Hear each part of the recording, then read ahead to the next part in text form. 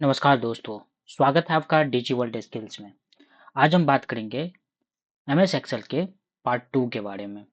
तो पिछले वीडियो में हम पढ़े थे एमएस एक्सेल का पार्ट 1। आज हम पढ़ेंगे एमएस एक्सेल का पार्ट 2। पार्ट 2 में हमने कुछ सिलेक्टेड पॉइंट रखा है जिसमें नंबर्स हैं, परसेंटेज हैं, स्टाइल हैं, कंडीशनल फॉर्मेट्स हैं और सेल्स हैं। तो चलिए शुरू करते हैं हम लोग एमएस एक्सेल पार्ट 2 को। सबसे पहले हम लोग एमएस एक्सेल को ओपन कर लेंगे। ये रहा एमएस एक्सेल।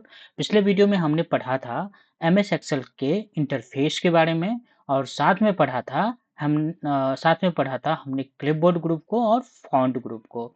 आज हम जहाँ तक हो सके हम पढ़ेंगे अलाइनमेंट ग्रुप को, नंबर्स ग्रुप को, स्टाइल ग्रुप को, है ना, सेल्स ग्रुप को। ओके, जो कि हमने वीडियो में पहले ही बता चुका कि क्या क्या पढ़ना है हमें।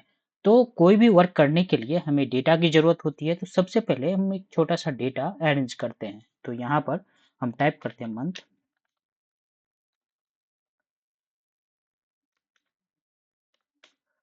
मंथ और यहाँ पर नंबर, कुछ नंबर्स ले लेंगे, है ना।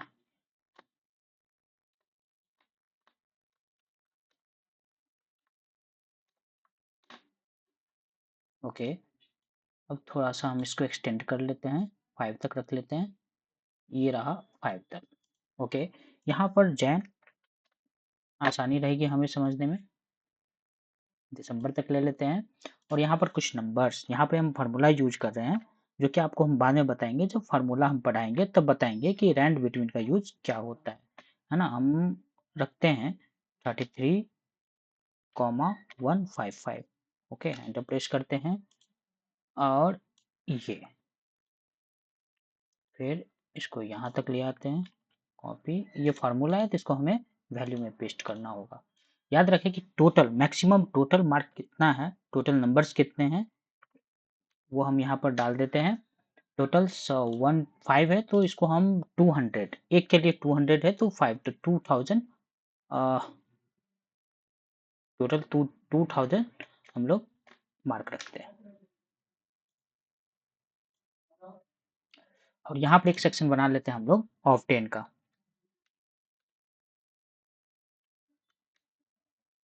ऑफ 10 में यहाँ पर जो जिसने प्राप्त किया, मतलब जिस ये नंबर 1 से नंबर 5 तक जितना भी मार्क्स का एडिशन है, यहाँ पर हम लोग अपेयर कर लेंगे।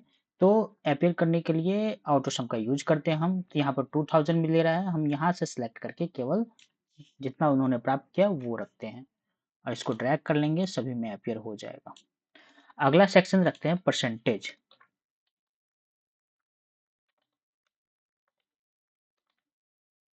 ओके, तो इस तरह से हमने एक डेटा तैयार कर लिया है। ओके, परसेंटेज बाद में समझेंगे, पहले हम लोग एक एक ऑप्शन को समझते हैं, नंबर्स ग्रुप को। देखो, सबसे पहले ये जो है वो है नंबर फॉर्मेट। बहुत ही अच्छा ऑप्शन है कि आप अपने सेल में किस तरह के कैरेक्टर, किस तरह के कंटेंट को रखना चाहते हैं, वो आप यहाँ से डिसाइड कर सकते हैं। आप देखोगे गौर से, इसके ड्रॉप डाउन पर जैसे ही क्लिक करेंगे तो ये यहाँ पे आता है जनरल, जिसमें कोई स्पेसिफिक क्राइटेरिया नहीं होता है कि वो नंबर है, करेंसी है, अकाउंट है, क्या है, ये कुछ नहीं।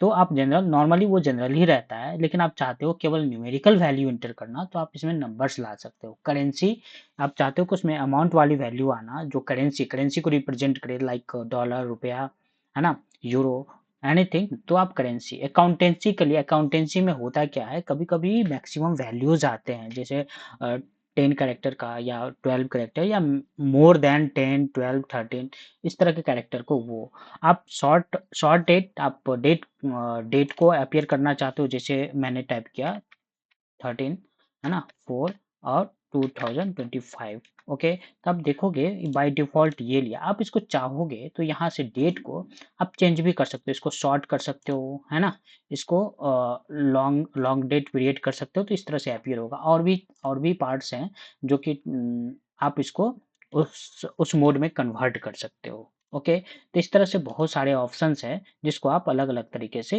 यूज़ करेंगे। तो हम डेटा के थ्रू हम समझेंगे कि किस ऑप्शन का किस तरह से हम अच्छे से यूटिलाइज़ कर सकते हैं।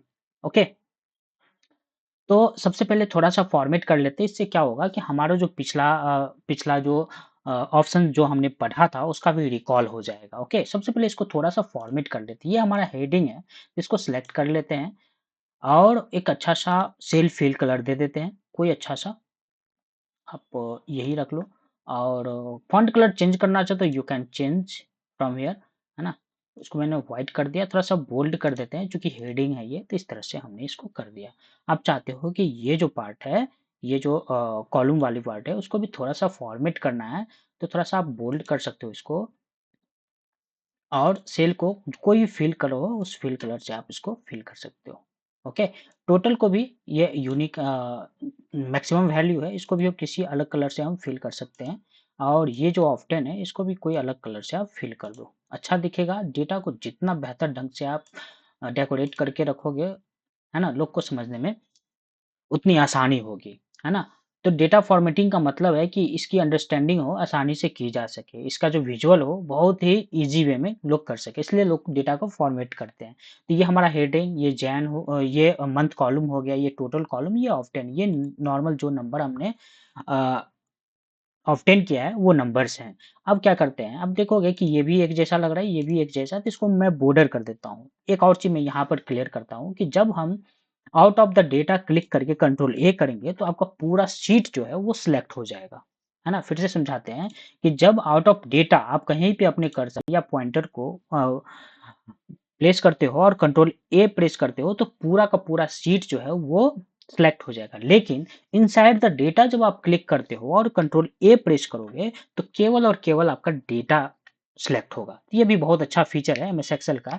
फिर से ये हम out of the data control A then select all of the sheet.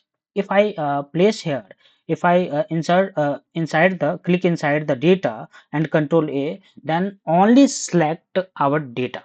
Okay, तो इस तरह से हमने सिलेक्ट कर लिया और यहाँ पर बॉर्डर ऑप्शन है, क्लिक करेंगे और ऑल बॉर्डर पे क्लिक कर देंगे। इस तरह से हमारा एक बहुत ही खूबसूरत सा डेटा तैयार हो गया। ओके, तो यहाँ पे अलाइनमेंट हमने समझा था। आप देखोगे गौर से तो आपका जैन, फेब, मार्च जो है वो right alignment sorry left alignment में इंसर्ट है। लेकिन जब आप नंबर वैल्यू को देखोगे तो वो कौन से अलाइनमेंट में है? ये राइट की ओर अलाइन्ड है ना? तो इसको चाहते हैं हम कि इस अलाइनमेंट को एक साथ रखें। तो हम क्या करते हैं, सबको लेफ्ट अलाइनमेंट में कर देते हैं। ओके, थोड़ा-सा चिपका हुआ है सेल से, तो इंडेंट का यूज़ कर लेंगे, बहुत ही खूबसूरत ये भी ऑप्शन है। यहाँ पर देखोगे इंडेंट, ये इंक्रीज़ इंडेंट और डिक्रीज़ इंडेंट। एक इंक्रीज़ इंडेंट से एक-एक स्पेस जो है हम राइट की तरफ बढ़ते जाएँगे। देखो आप गौर से देखो 1 एंड 2। अब देखोगे तो डेटा बहुत ही खूबसूरत सा दिख रहा है। ओके, इसको भी मैं क्या करता हूँ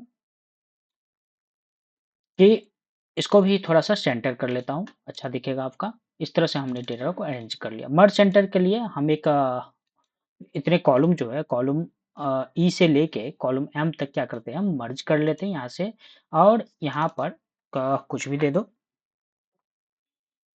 इसको मैं क्या दे दूँ, हेडिंग ही देता हूँ, हेडिंग।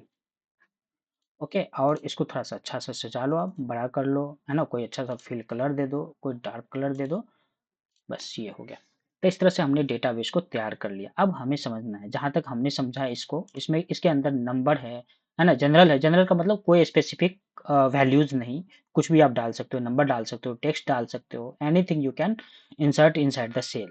ओके, इसके बाद करेंसी के रूप में है ना, अकाउंटेंसी, लॉन्ग डेट, है ना? Time, percentage, fraction, fraction value भी बहुत अच्छा है ना? अभी तुरंत बताएँगे हम कि फ्रैक्शन क्या है, यहाँ पर हम बता ही देते हैं। जैसे मैंने 4.52 यहाँ पर प्लेस किया। ओके, इसको आप चाहते हो कि फ्रैक्शन वैल्यू में कन्वर्ट करना है, क्लिक करो और फ्रैक्शन पर जैसे ही क्लिक करोगे तब देखो गौर से, आप अच्छे से देखो इसको, तो वो 41/2 के फ्रैक्शन वैल्यू में है। लेकिन जब इसका हम डेसिमल वैल्यू क्लिक करेंगे तो आप देखोगे, 1 सेकंड, वेट, वेट।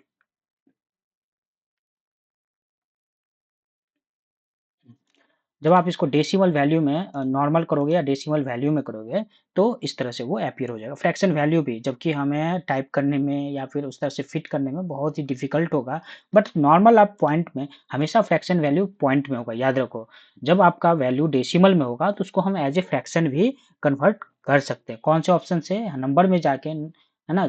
यहाँ नंबर फॉर्मेट में जाके यहाँ पर फ्रैक्शन वैल्यू, साइंटिफिक वैल्यूज़ कुछ होते हैं, यदि वैसी वैल्यू की ज़रूरी है, तो हम अपने सेल को साइंटिफिक वैल्यू के के द्वारा ही इंसर्ट कर सकते हैं। तो इस तरह से हमारा डेटा तैयार हो सकता है। अब हम समझते हैं इन सभी चीज़ों को। सबसे पहले हम यहाँ पर एक परसेंटेज डालते हैं जो कि बाकी चीज़ों को समझने में हमें आसानी हो जाएगी। तो परसेंटेज को समझने के लिए यहाँ पर हमने ऑब्टेन किया है 461 और टोटल जो है वो हमारा है 2000।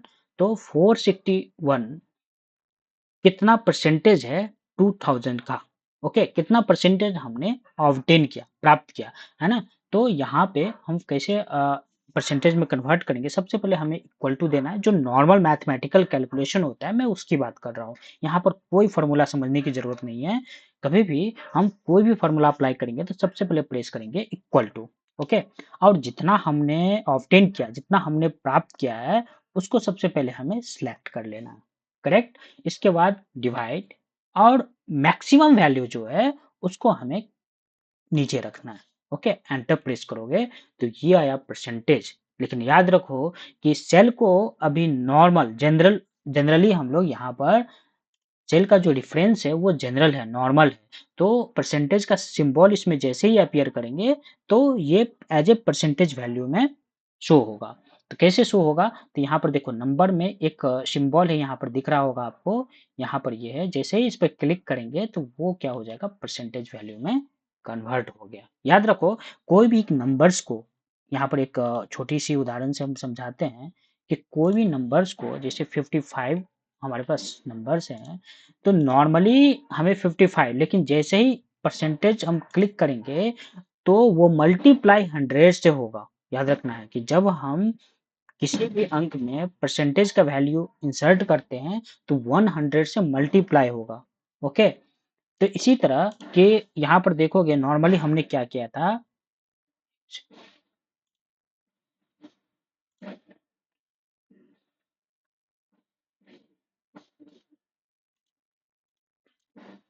नॉर्मली हमने क्या किया था, यहाँ पे जनरल कर लेंगे, अपनी समझ में खुद से आएगा कि जब हमने फार्मूला अप्लाई किया तो वो हमें डेसिमल में, लेकिन जैसे ही परसेंटेज पे क्लिक किए तो वो परसेंटेज वैल्यू में हमें दिखाई दे रहा है, ओके। क्योंकि वो जो है वो डेसिमल वैल्यू जो है, अब देखोगे डेसिमल वैल्यू कितना था, 0.2350, लेकिन जैसे ही परसेंटेज पे क्लिक किए तो वो 100 से मल्टीप्लाई हुआ और 23 के वैल्यू में हमें शो हो रहा है, करेक्ट ना?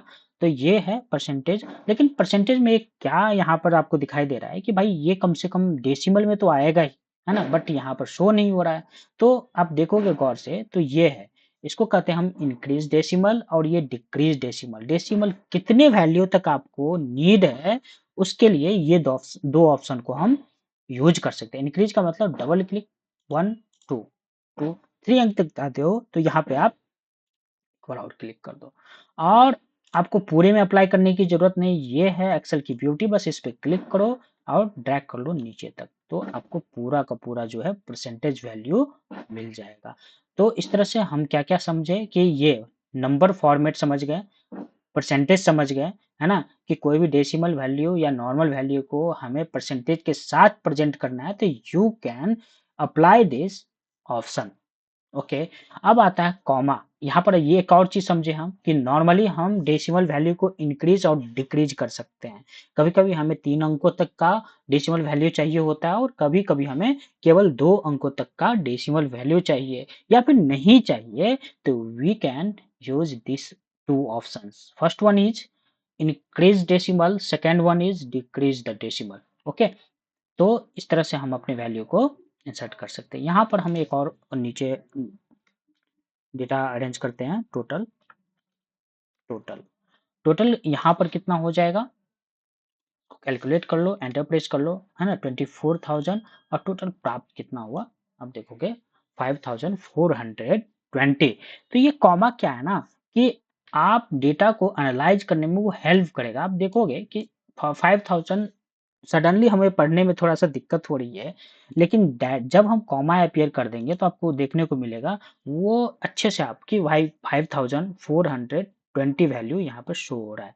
तो कॉमा ये है कि एक स्पेसिफिक नंबर के बाद कॉमा इंसर्ट होता है जिससे वैल्यू को रीड करने में हमें आसानी होती है, करेक्ट ना? तो इस तरह से हम इन सभी ऑप्शन को यूज कर सकते हो। बाय द वे हमें ये होना चाहिए कि ये जो नंबर्स हमें देख रहे हैं, जो नंबर्स वैल्यू है, एक्चुअल में इसे हमें रिप्रेजेंट किसके साथ करना है? Symbol of the currency. Symbol of the currency के साथ रिप्रेजेंट करना है तो आप इस ऑप्शन का यूज कर सकते हो, है ना? जो अकाउंटिंग फॉर्मेट, नंबर फॉर्मेट के रूप में जाना जाता है। जब आप इसके ड्रॉप डाउन पे क्लिक करोगे तो बहुत सारे सिंबल्स नजर आएंगे, जैसे इंडियन सिंबल है ना?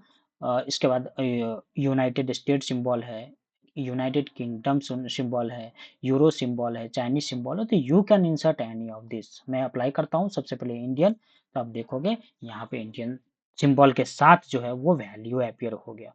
ओके, आप चाहते हो कि नहीं इसे मैं डॉलर में करूँ, तो you can insert dollar symbol also. Okay, तो इस तरह से हम नंबर के इन ऑप्शन का यूज करके हम विभिन्न प्रकार के चीज़ों को देख सकते, समझ सकते हैं, और परसेंटेज वैल्यू में शो कर सकते हैं, नॉर्मली कॉमा वैल्यू में शो कर सकते हैं, है ना? इस तरह से सारा कुछ कर सकते हैं। एक और चीज़ हमने पढ़ा था फ्रैक्शन, अभी तुरंत बताया था कि कोई भी डेसिमल वैल्यू को हम फ्रैक्शन में कन्वर्ट करने के लिए बस डेसिमल वैल्यू जैसे ये, इसको मैं नॉर्मल कर देता हूँ, नॉर्मल कर दें? ओके, नॉर्मल ऐसे होगा, नॉर्मल कर देते हैं। इसको मैं चाहता हूँ भाई फ्रैक्शन वैल्यू में ये दिखे, मुझे परसेंटेज में ना दे। You can do like this also.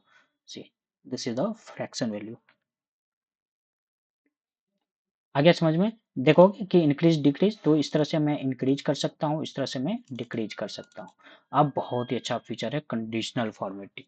Conditional formatting क्या होता है कि हम डेटा को किस तरह से देखना चाहते हैं, बहुत अच्छे बहुत ही इजी वे में डेटा को एनालाइज करने में कंडीशनल फॉर्मेटिंग का बहुत ही अपना योगदान है। सबसे पहले इस पे क्लिक करते हैं, आप देखोगे हाइलाइट द सेल।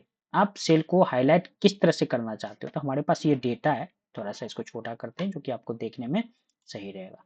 हमारे पास ये डेटा है, इसको मैं किस तरह से देखना है? कंडीशनल फॉर्मेटिंग पे हाइलाइट पे जाना है। सबसे पहले ग्रेटर देन मीन्स मुझे चाहिए कि 150 से कितने नंबर्स हैं इस सेल्स में, जो डेटा है उसमें 150 से कितने नंबर है, तो आप देखोगे इतने नंबर जो है 150 से ऊपर है। इवन आपने अप्लाई कर दिया कंडीशनल फॉर्मेट, अब ये 58 है, इसको मैं 160 कर देता हूँ, एंटर जैसे ही प्रेस करोगे, है ना, ये जो है वो हाईलाइट हो जाएगा, क्योंकि हमने यहाँ पर क्या अप्लाई किया है कि ग्रेटर देन 150। करेक्ट? इसके बाद आप लेस देन भी कर सकते हो। सबसे पहले उस डेटा को सिलेक्ट करना है, या आप बाद में रेफरेंस भी दे सकते हो, डजेंट मैटर। आप इसको हाईलाइट सेल पर जाओ, लेस देन पे क्लिक करो, और यहाँ रेड है ना, थोड़ा सा इसको कुछ और भी चेंज कर लो, मैं ग्रीन कर देता हूँ। अब मैं सोचता हूँ कि भाई 25 से कितने नंबर है, 25 से नीचे कितने हैं, 25 ना देखे मैं 36 दे देता हूँ, कुछ ना कुछ तो आएगा। इस पर क्लिक करता हूँ, कुछ नहीं आया, क्योंकि इसमें है नहीं भैया।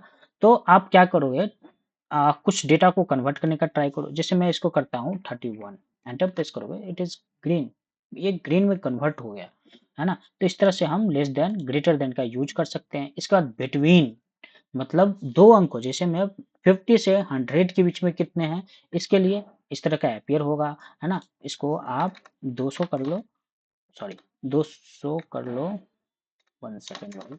हाँ, और इसको कोई और सा कलर दे दो। क्या दे दोगे? रेड तो हो ही, क्या ग्रीन, येलो दे देते हैं। तो एक जो है वो 200, मतलब 108 से 200 के बीच में जो है वो सिर्फ और सिर्फ एक नंबर है हमारे पास। ओके, तो इस तरह से हम लोग कंडीशनल फॉर्मेटिंग का ये इस तरह से यूज कर सकते हैं। इसके बाद ये सबसे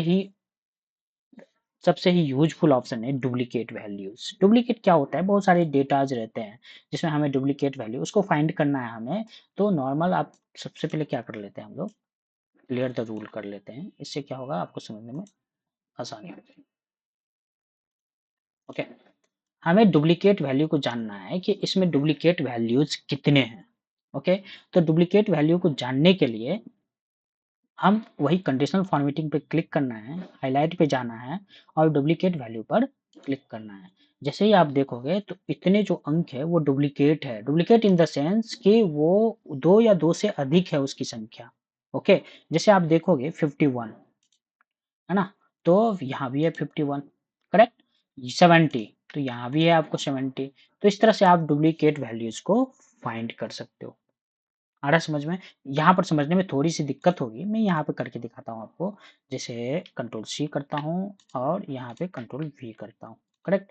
अब इस पे मैं अप्लाई कर देता हूँ डुप्लीकेट वैल्यू, देखो, गौर से देखो, कितना ही अच्छे से बता देगा कि भाई ये जो 4 महीने जो है ना, वो आपका डुप्लीकेट है। आप इसको एज़ ए डुप्लीकेट वैल्यू उस ऑप्शन के थ्रू आप चेक कर सकते हो। यहाँ पे हाइलाइट में जाना है और डुप्लीकेट वैल्यू पे क्लिक करना है।